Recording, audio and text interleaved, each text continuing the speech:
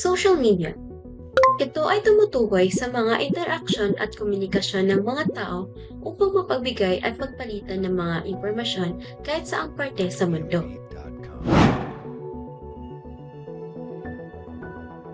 Alam mo ba na ang Pilipinas ay #1 na gumagamit ng social media? Ang total ng mga social media users sa Pilipinas ay 72.5%. Ito ay nasa higit na 84.45 milyon na tao sa buong Pilipinas na nasa edad na 16 to 68 years old. Ang pangunahing rason ng paggamit ng social media ay ang pagpapatuloy ng nakikipag-ugnayan sa mga kaibigan at pamilya. Alam mo ba na nakaka-addict ito? Ito ay tinatawag na social media addiction, kung saan ang isang tao ay nakadepende na sa mga social media platforms kahit magpakomunikasyon, shopping at iba pa.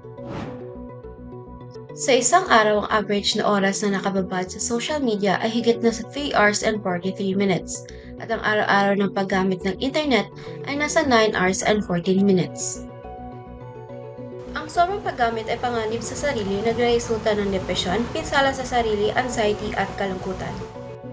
Alagaan ang sarili at ilimit ang paggamit ng social media.